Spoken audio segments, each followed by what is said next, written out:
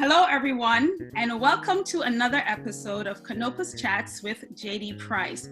I'm so excited today to introduce my guest, who is the founder and CEO of the Gentleman's Factory, located in Brooklyn, New York. And he's going to share with us his idea behind this project and how he launched his business and what it's actually doing in the community. So if you like what you hear, don't forget to like and subscribe and leave a comment. Jeff, welcome to Canopus Chats. How are you? I am well. And yourself? I am doing very well today. Thank you so much. So here you are. You're talking and you've launched this company called the Gentleman's Factory. What was the thought or the concept behind this project? It was just really getting men together, so Black and brown men grow in isolation, and there aren't enough spaces where we can come to share ideas, build collectively in safe spaces, and also share resources. So as a result, I was trying to find something like this, and it was, not necessarily accessible. So I just started my own. And, wow. So out of the need and a lack, you decided to launch your business, the Gentleman's Factory. Did people readily receive it? Was the launching as you expected, or was it different? Well, so, prior to me going into this full time, I spent about 3.5 years testing, piloting, So we started out in 2014, where we did a gentleman's brunch, where it was just men coming together to talk about, fashion trends, culture, but also community and wealth. And we would constantly do these meetups, and the more meetups we did, the larger the attendance came. And that's when, in 2017, we had an event where there were hundreds of men, right? And they said, hey, what is this? What's the next steps? Is this a hobby or is this an enterprise? Take it to the next level. So you took it to the next level. When men come together, because I know that there are some spaces for women, and although you're specific to a particular group and the minority of Black men, when they come together, what is a typical meeting like? Well, so we have a variety of different content that we put out. So prior to COVID, we would have in-person events. The topic ranges from the surveys that we would give out to members to say, hey, what do you want to hear? What do you want to hear about? Who do you want to hear from? What subject areas and what topics? And then, so based upon the feedback that we got from the member community, that's where we then put the content to give them what is it that they want to hear. Similarly, now that we're online, we have about 4 to 5 events that we do weekly, live events, which ranges from wealth to health to relationships to culture. So it's really this combination of content that really, is a space where it's speaking specifically to our member community. Mm-hmm. So you're focusing on men and the adult population. What about the younger men who could benefit from an association or affiliation with such an organization? How do they go about participating? Is there room or space for them in this whole development? Sure. So with our physical location, we would partner with schools and universities, and we would have them come to the Gentleman's Factory on a consistent basis to meet with the members. And our members would then talk to them about their career paths, talk to them about different challenges that they face, and also mentor them to and also give them resources so that they can, be the best versions of themselves. So we're very sensitive to the fact that, the younger generation really needs to see a community of men that are doing really great things. So, we always make sure that we partner with organizations to facilitate that. Okay. So prior to starting the Gentleman's Factory, you were involved in urban development and planning and addressing some of the needs that men were faced with, especially African American men. Could you speak a little bit about what that entailed and Sure. how that probably helped to guide you when you launched the Gentleman's Factory? Yeah, so I have a master's in urban policy, and it's from there. Immediately after graduation, I worked for the city of New York, and I was the strategic advisor to the executive staff at the New York City Department of Correction. So I was helping the city with the reform agenda on Rikers Island, and it was really powerful because I was able to see what criminal justice looks like, in real time. And it was also helpful for me too because my role is that of a advisor to help shape what criminal justice looks like for the years to come in New York City. And as you know, what happens in New York City, other municipalities throughout the world looks to see what we do, right? So it was a really powerful role, but then it was also hard to see because every day I'm seeing, Black men and women in jail and in chains every day, right? So our inmate population at the time that I was there was about 85% Black, and that's not representative of the Black and brown population in New York City. So now like we're disproportionately represented in the criminal justice system. Right. So that really helped to,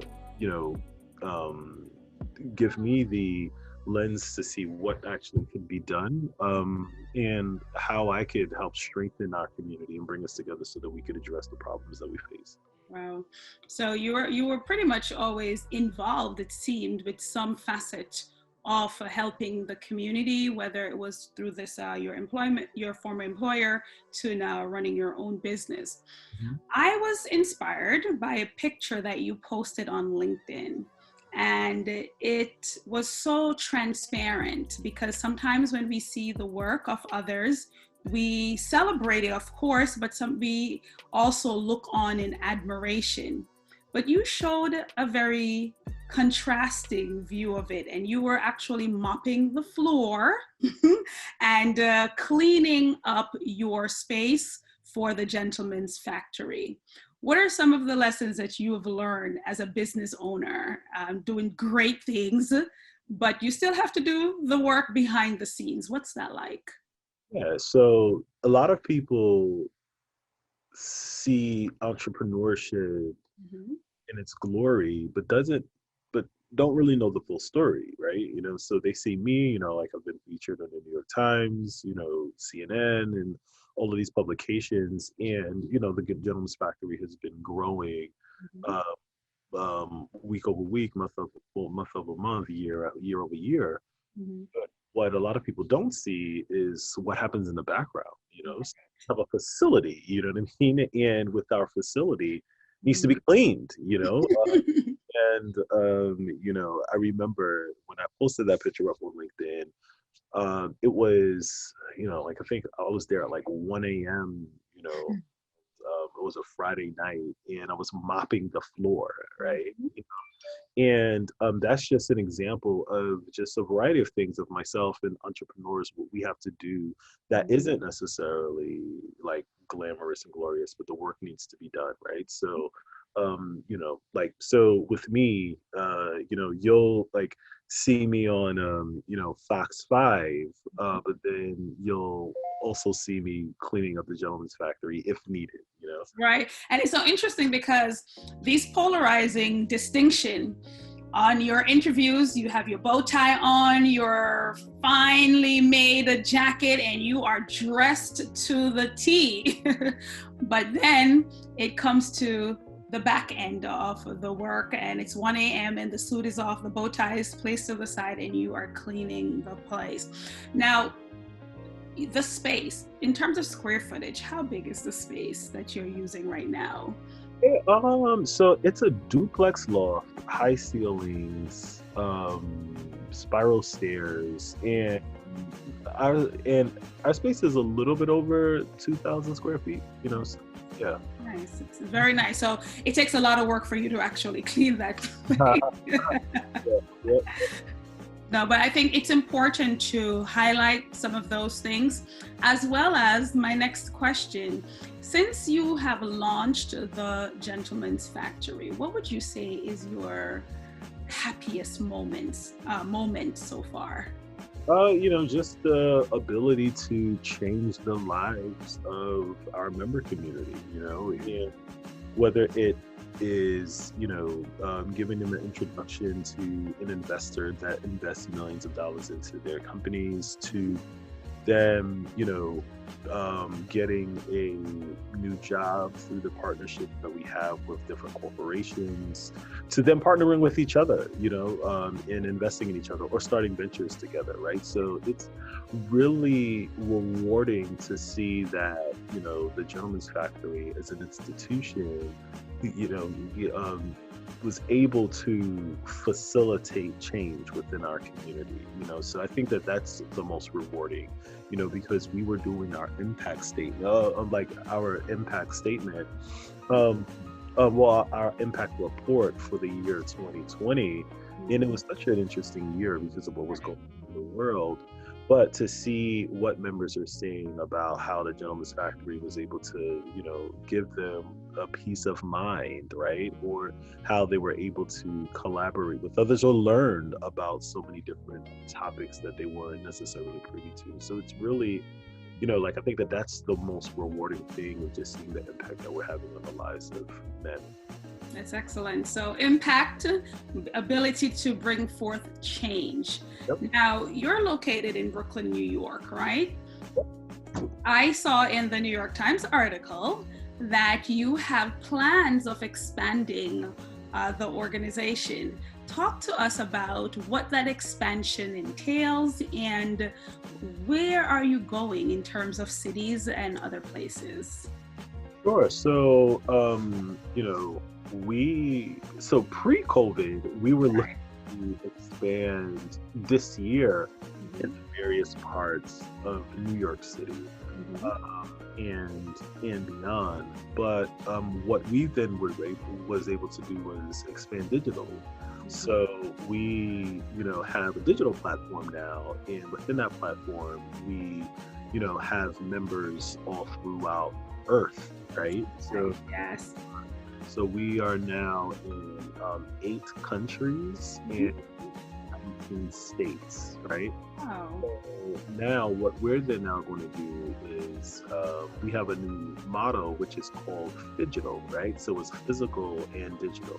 So in our digital footprint, we have members that are all over the world, and we now then plan to open up locations where the majority of our members reside.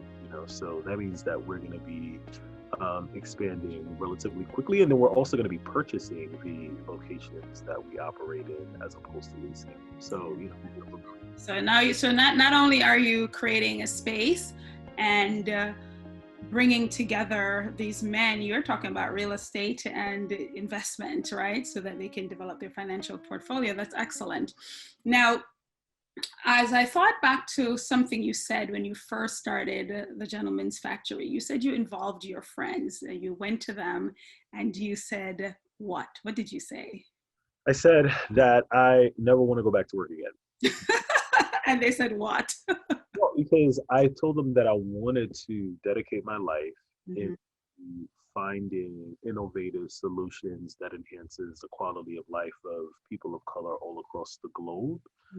And that I want to never have to think about work, So now in that, I said, if I run into a financial hardship, would you guys back me? And they said yes. And I said, if I run into an opportunity, would you all back me? And they said yes. So that's what then made me feel comfortable in leaving my full-time job. And people ask, how did I raise so much money through my circle? Is because I have a tight circle. And, And that's really what the Gentleman's Factory embodies, is community, is trust, and it's a group of serious people that are looking to, you know, put their footprint on the world. So, you know, I'm definitely fortunate and blessed to have such a community to back me. And so, as we wrap up our session today, I have 2 questions left, right? So we heard about the desire and what got you started. What's keeping you going? Mm. Progress, right? Progress, and not in the company, but just progress in humanity, you know. And I think that's what like gets me going and motivated, and just seeing, you know, how we've been able to have an impact on people's lives, right? Like that's the fuel, right? So when I hear, yo, you know what, I just got this job because of the Gentleman's Factory, yo, good looking out, you know,